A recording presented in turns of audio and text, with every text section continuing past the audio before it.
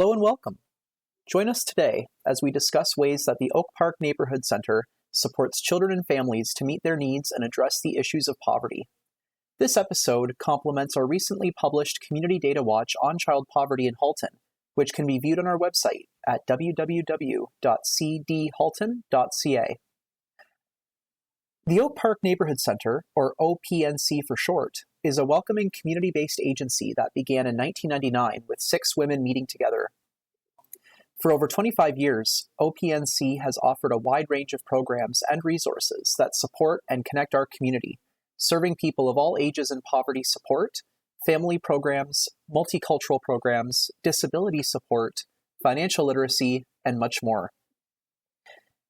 These programs are made possible by the dedicated team of OPNC volunteers who just last year served over 5,100 people. The team at OPNC believes in supporting the whole community together to ensure that people belong, that families are strong, that neighborhoods care, and that everyone shares. Today we're talking with Michelle Knoll, who is the Executive Director of Oak Park Neighborhood Center and has been connected to the center since the year 2000 as a parent and volunteer. Michelle has diplomas in community work and early childhood education and has been a community advocate for the last 42 years, focusing on neighborhood capacity building, as well as family support, poverty issues, tenants' rights, and inclusion. Michelle believes strongly that a community has all the gifts and talents that it needs in order to meet the challenges within that community, if people are given the opportunity to connect and contribute. We hope you'll enjoy this conversation with Michelle Knoll.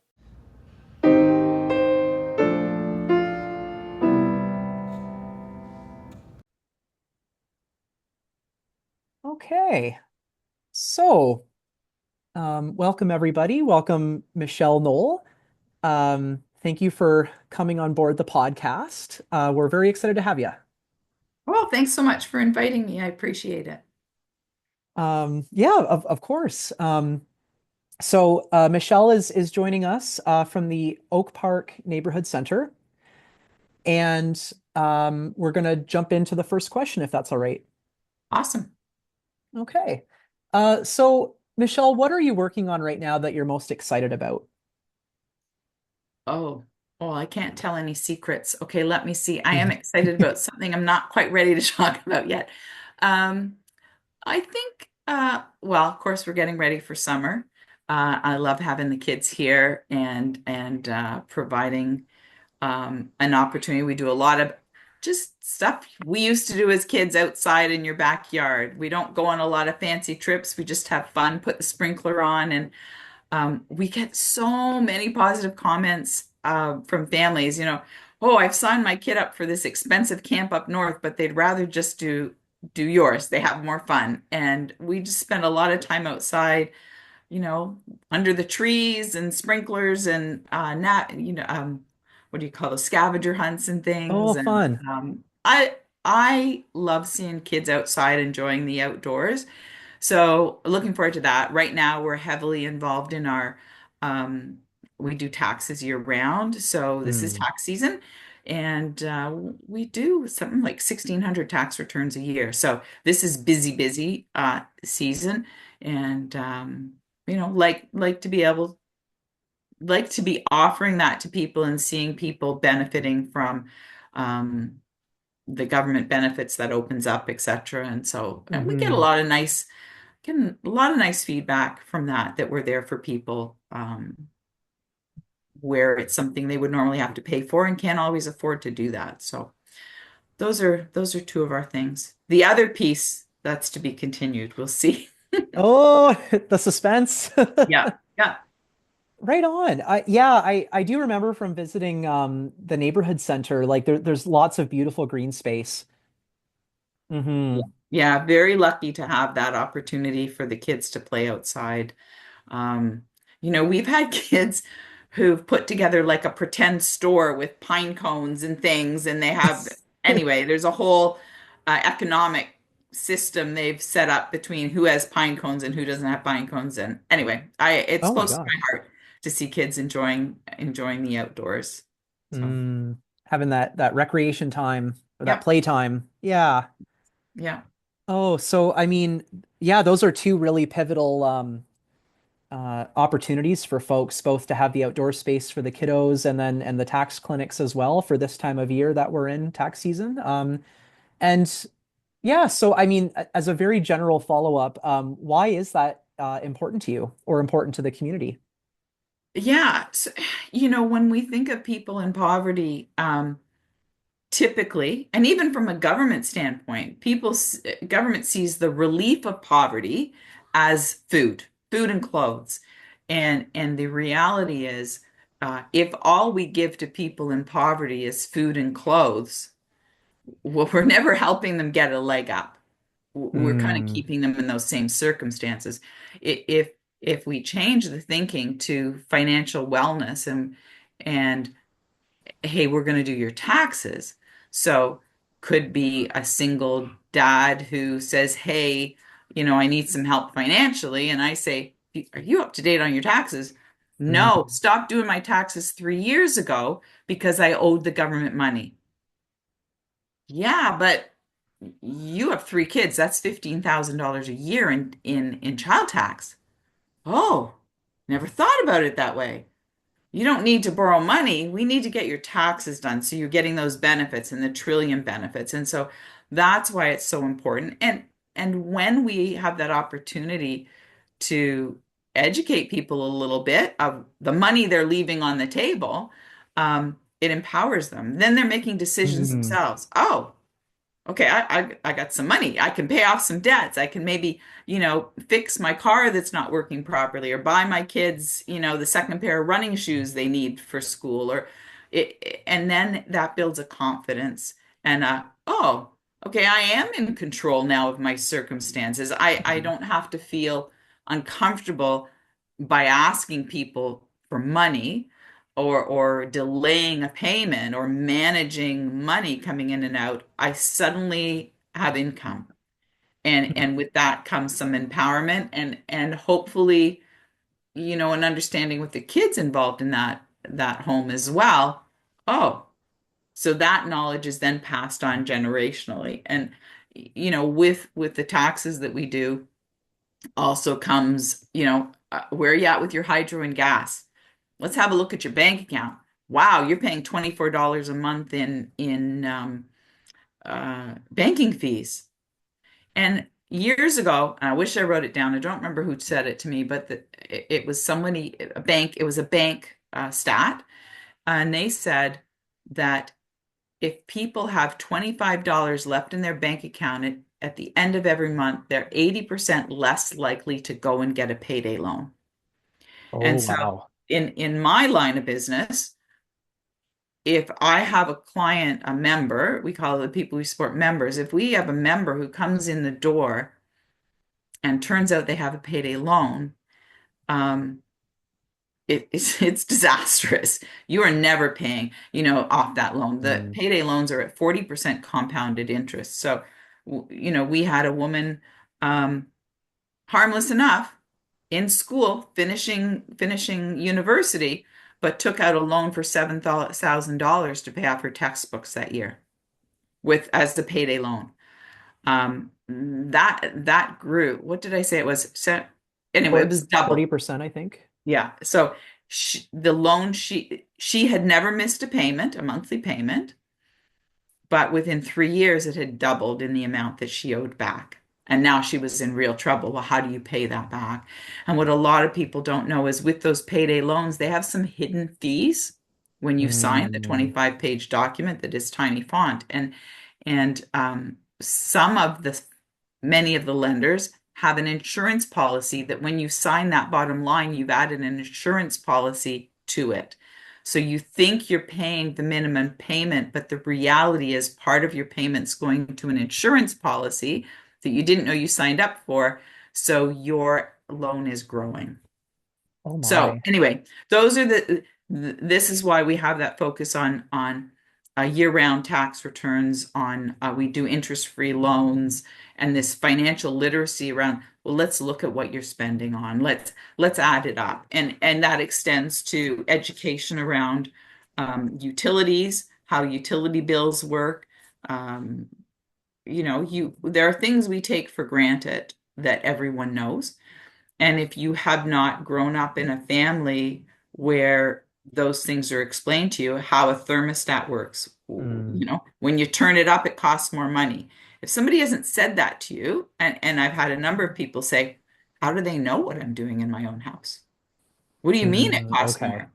And when you give people, when you say, when you turn that up, it costs more, and they say, I didn't know. I just thought my cost was really high. Well, then you've given them the power. Oh, we're not going to turn that up anymore. We didn't know it costs extra money.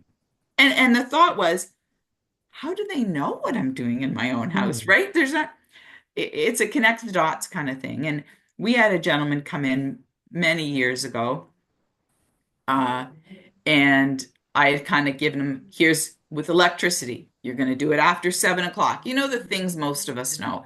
It costs less after a certain time. When you turn on a light switch, that costs money. When you leave your TV, that screen we have now that stays on the green Mm, screen, when you leave that on, it costs extra money. And so I saw him coming in the front door and he was kind of waving something. And that was my cue to get up the stairs and around the corner. I'm like, somebody else can deal with this guy. I don't know what's going on. And he's like, Michelle, Michelle. And I'm like, oh, okay, he saw me. So he's like, I need to tell you, I did what you said. I sat down with my family and I said, together, we need to get this down. And I often say, tell kids it costs $1 every time you turn on the light switch.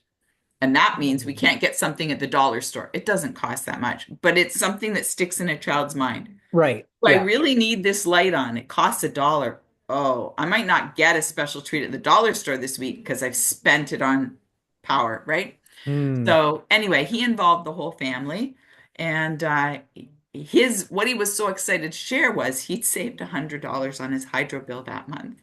Oh, wow. Yeah. That's So amazing. and then he's in control. He's not Yeah. a man losing his bride by coming to a bunch of women to say, I can't meet my bills and embarrassed. He's going, hey, I know what to do now. I'm in control.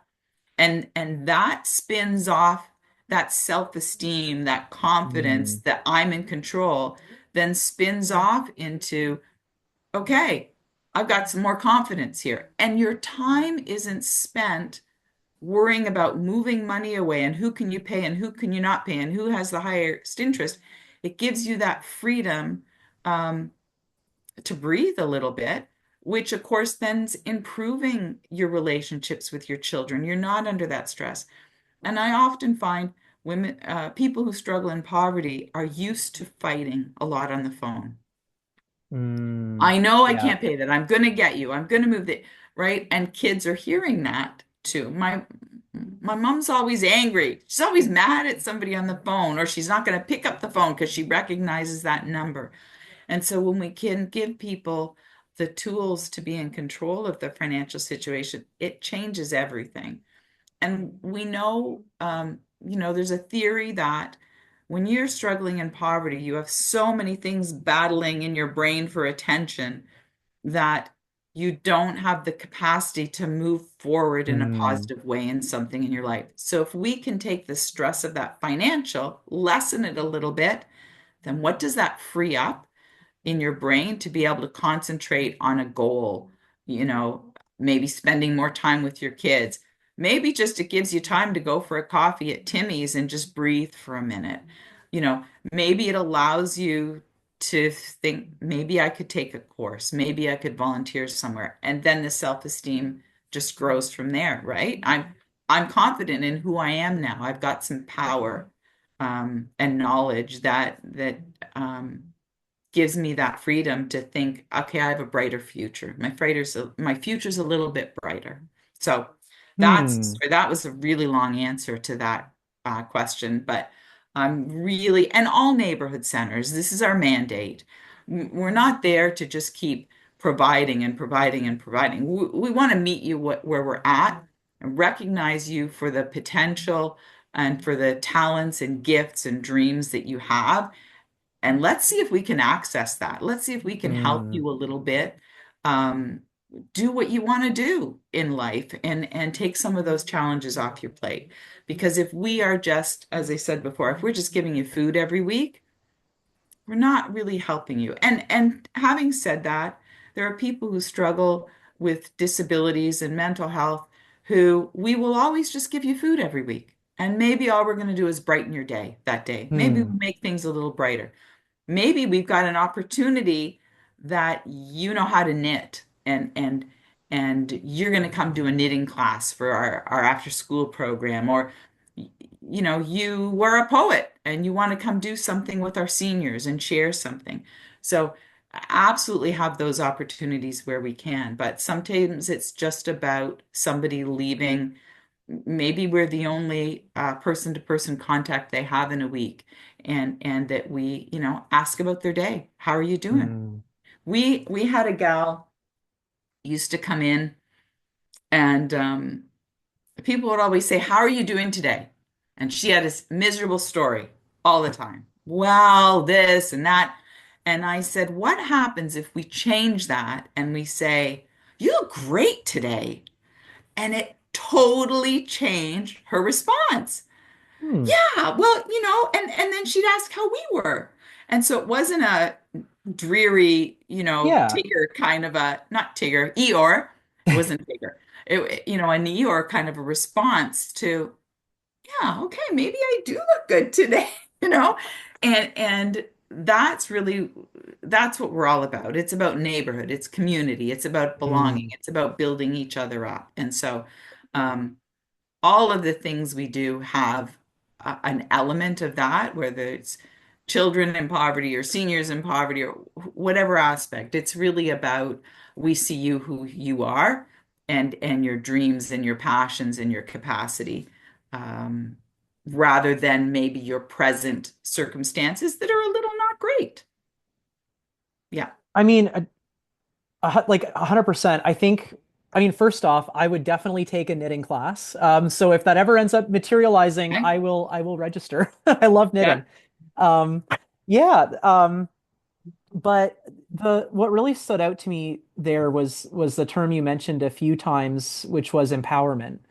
And I really appreciated what you said about um, focusing on people's gifts and strengths and what they bring, because I don't know, like especially when we're speaking about poverty and you know, experiences that people have with certain circumstances like poverty, um, you know, I think like when people can feel seen by Hmm. someone else, and if they're reminded of what their strengths and gifts are, it's so empowering. Like, and I mean, I'm speaking from personal experience, as well as someone who's maybe helped others find Hmm. what their gifts Hmm. are. Um, when we're struggling the most, it can be the hardest to see those gifts in ourselves, I Yeah. think. Yeah. Yeah. So it's beautiful that you have a space that brings that out in people. Yeah. I think, you know, you have to be really providing support, absolutely.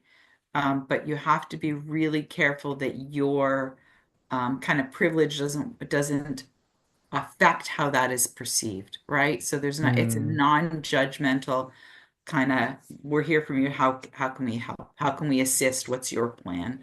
Versus um, you know, somebody a workshop a long time ago. I'm gonna forget. I might remember the name of it, but something they said really stood out for me.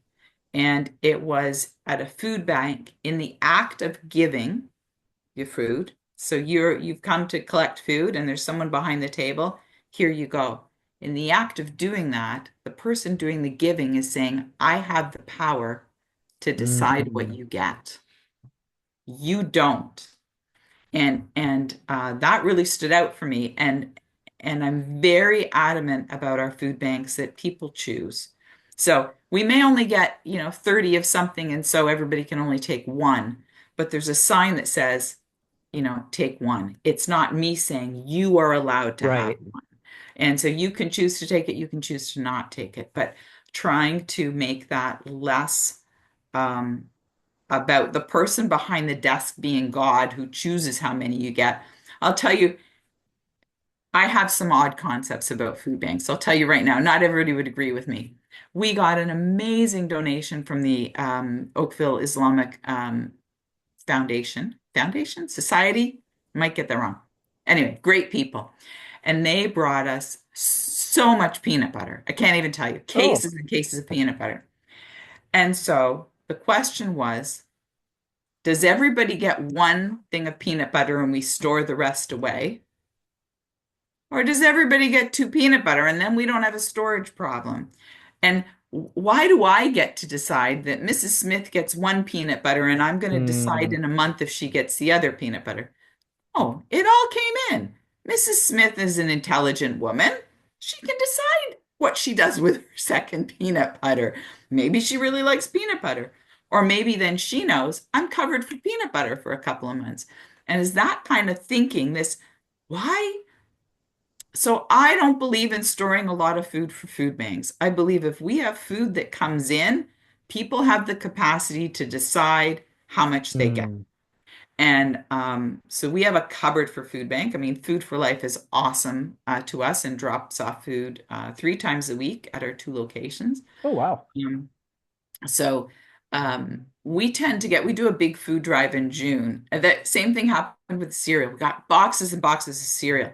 Cereal's harder to store than like tuna. It takes up a lot of room. They're different Hmm. size Yeah. boxes.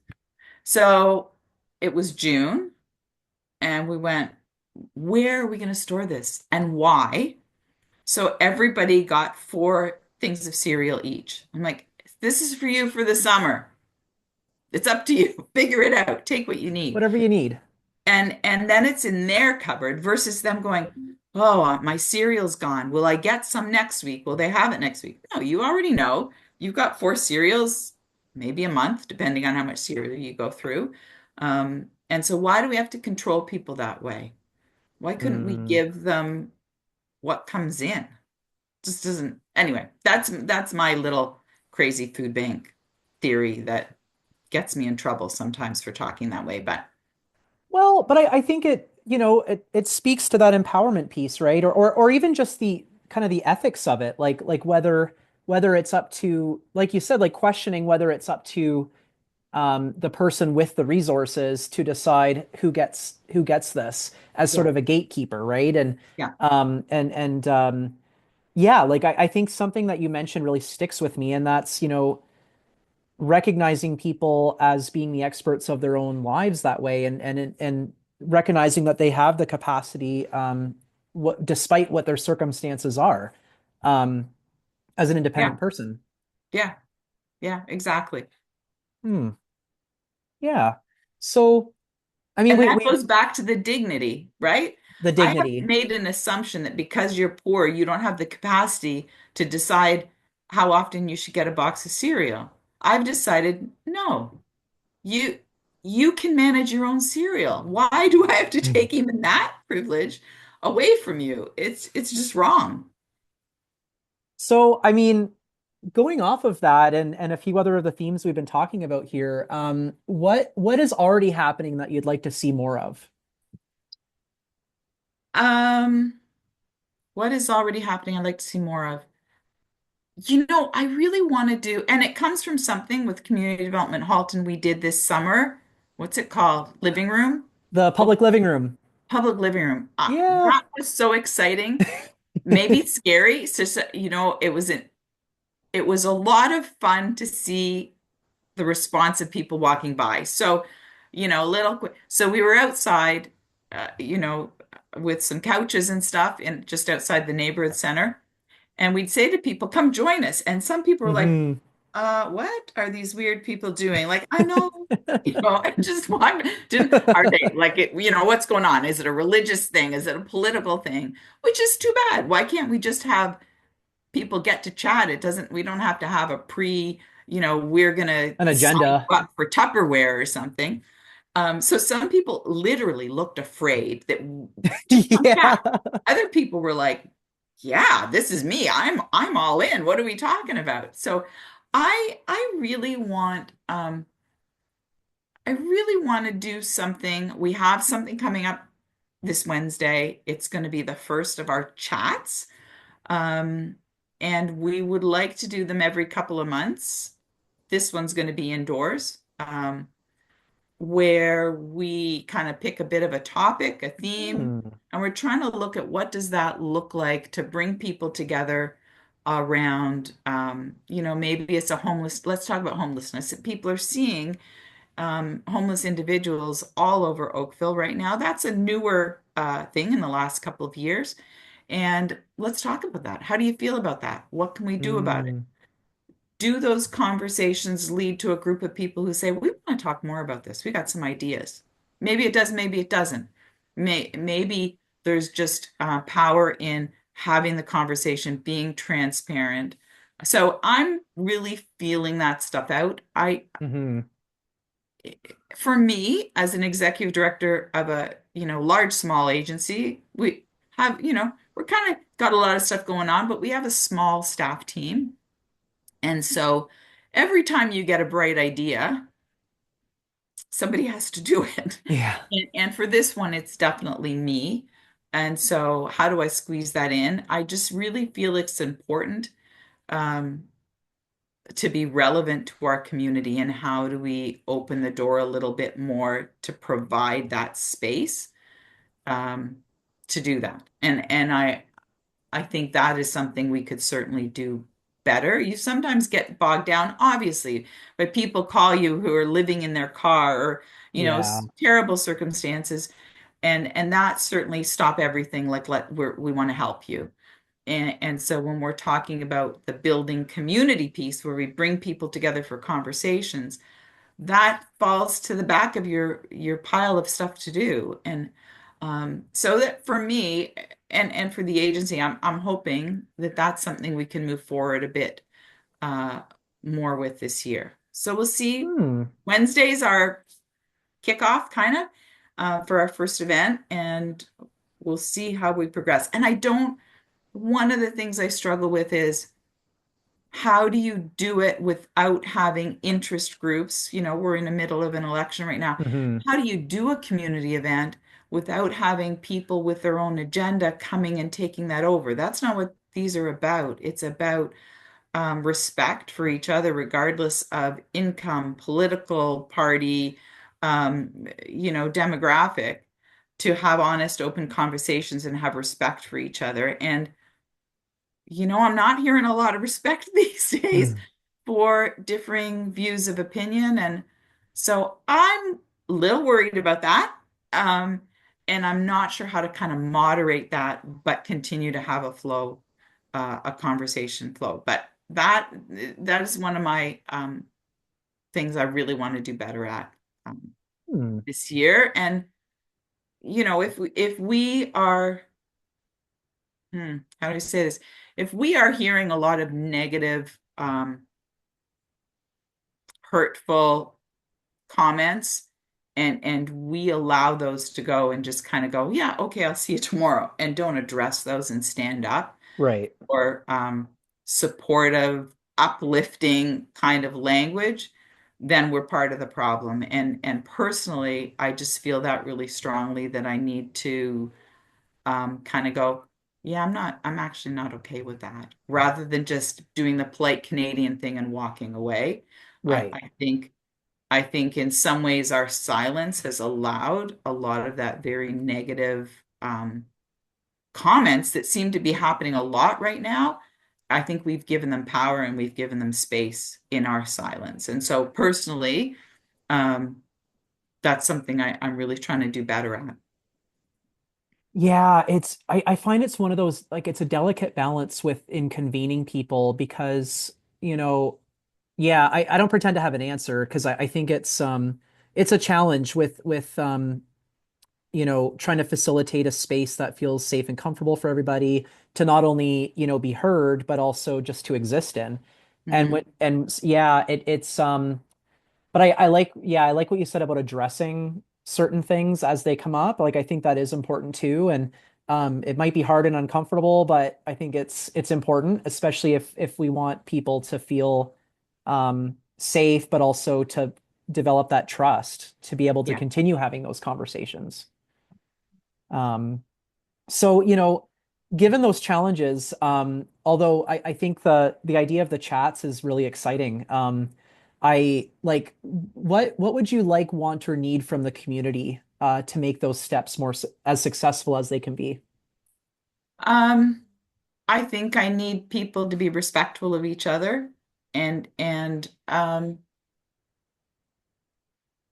to be open and understanding to differing viewpoints. And that's really what we need for them to be successful. I hear you, I might disagree, but that's okay. I still have respect for you that, maybe we have similar interests.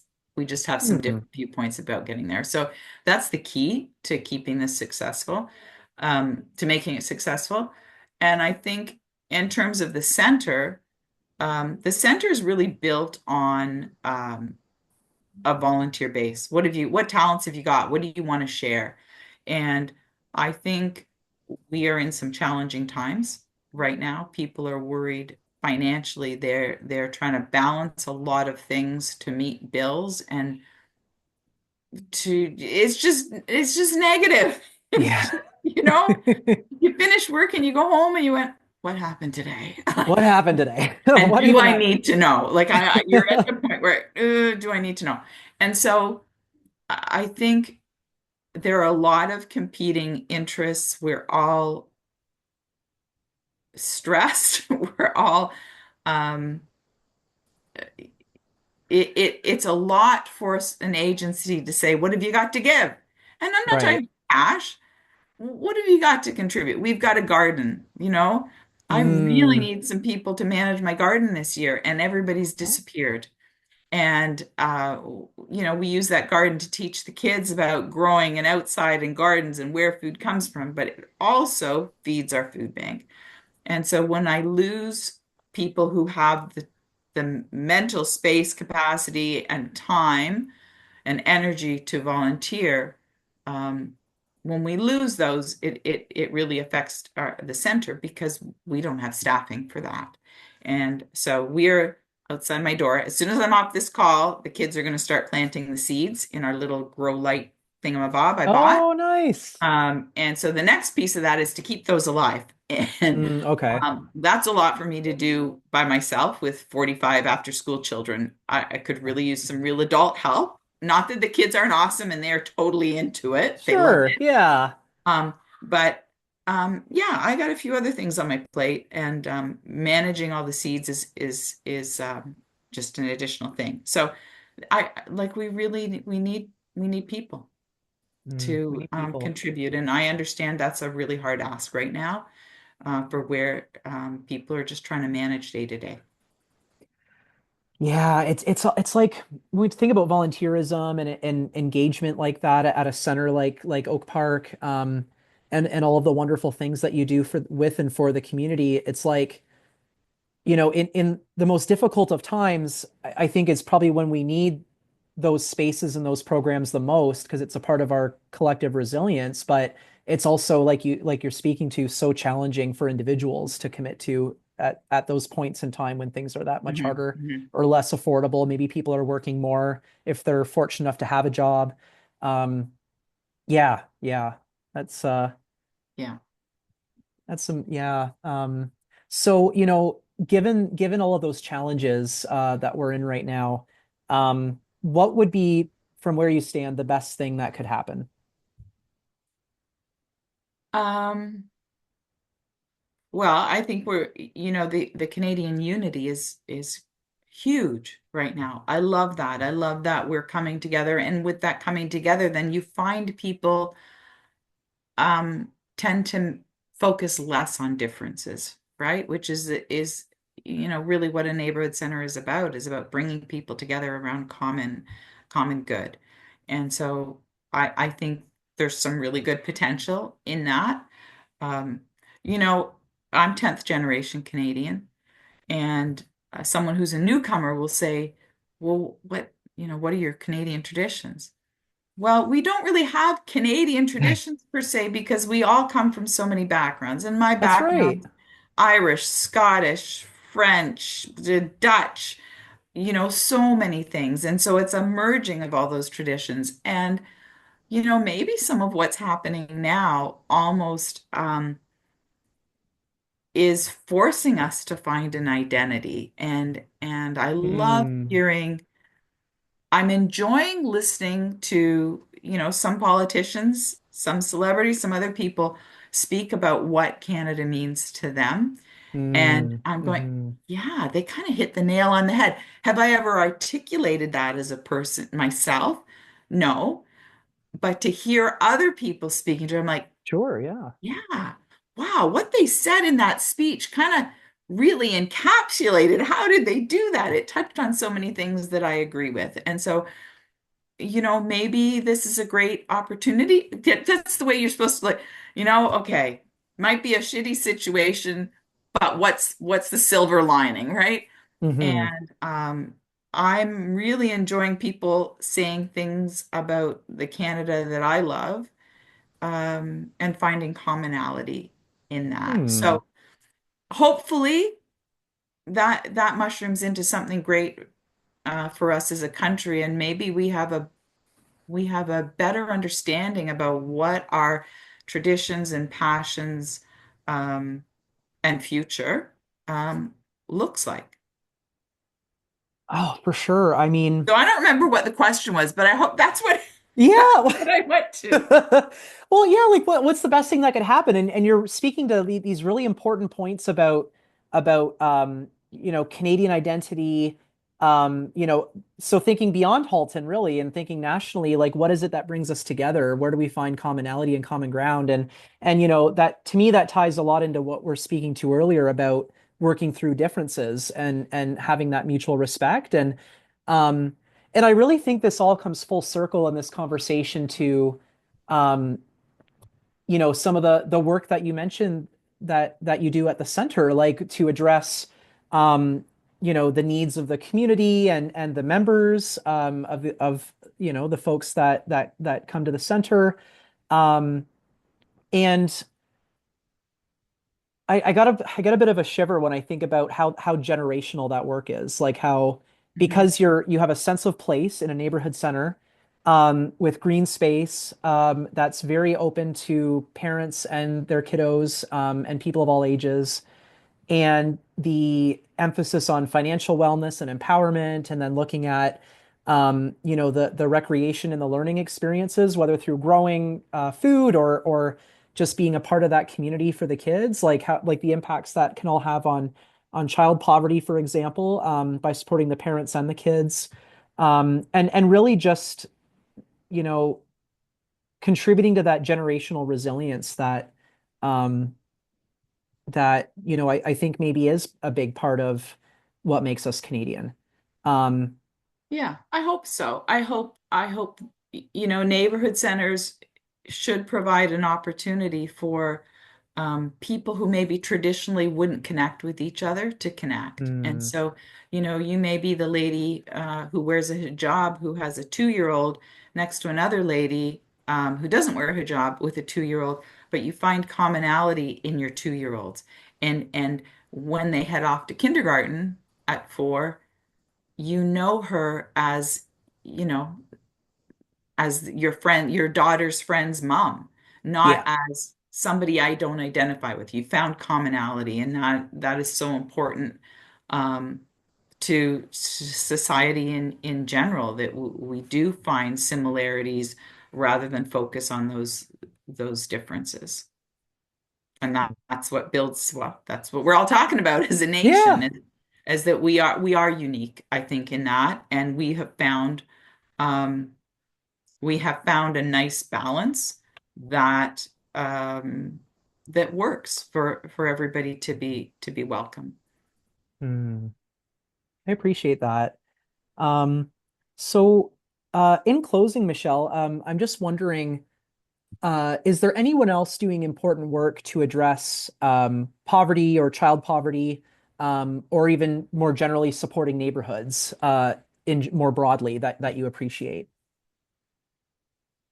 Well, CDH and us kind of have that same philosophy, around how we empower and come alongside people. I'd say, um, gonna say we're the only two like that in Halton.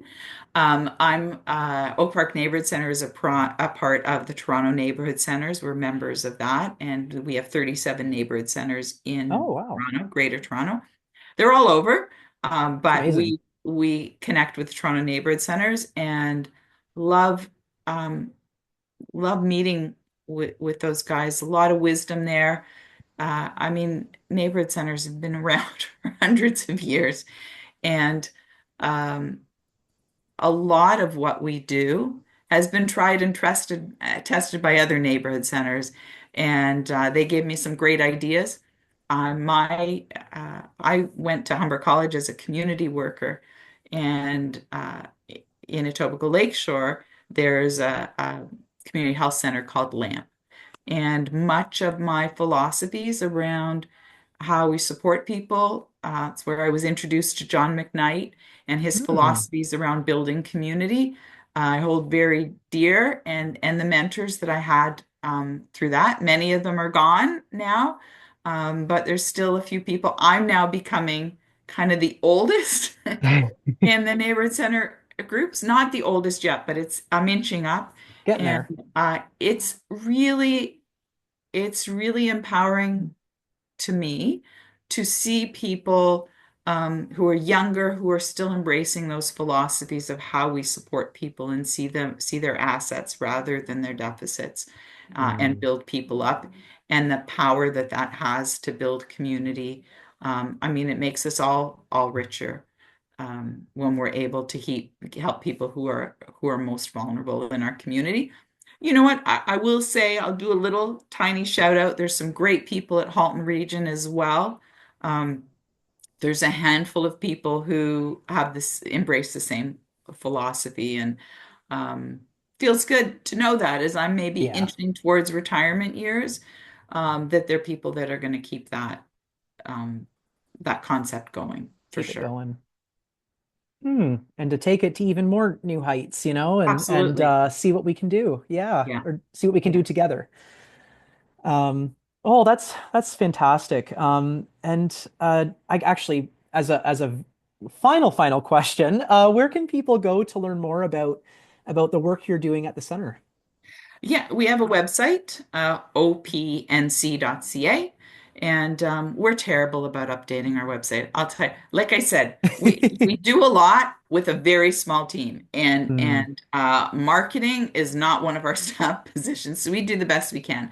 We're on Facebook. I know not everybody's on Facebook. We find that the easiest to update. If somebody wants to volunteer to help me how to link my Facebook to Instagram, I would be overjoyed because I am at a brick wall on that. But yeah, that's the best way. Facebook, we update fairly frequently on whatever's Okay. going on. So, and then people can always email me, Michelle at opnc.ca, especially if they got great ideas. You know, if Hmm. you listened to this and thought, you know what, I got a great idea for them. I love hearing about that. I love finding new opportunities. Our door is always open for a new thought, a new idea, something we're missing, something we could do better. Always happy to hear from people on that. Oh, thank you very much. That's fabulous. And thank you for sharing all of these exciting updates about the Oak Park Neighborhood Center. And yeah, and for spending time with us today. Thanks so much, Stephen. I really enjoyed it. I got some seeds to plant now. Oh, fun With 40 stuff. kids, Not a bad afternoon plan. no, it's okay. It's a little chilly out here still, but it's a good time to get the seeds planted. So Oh, that's the fair next enough. plan for the day. But thanks so much for inviting me. I appreciate it. Oh, thank you. Okay.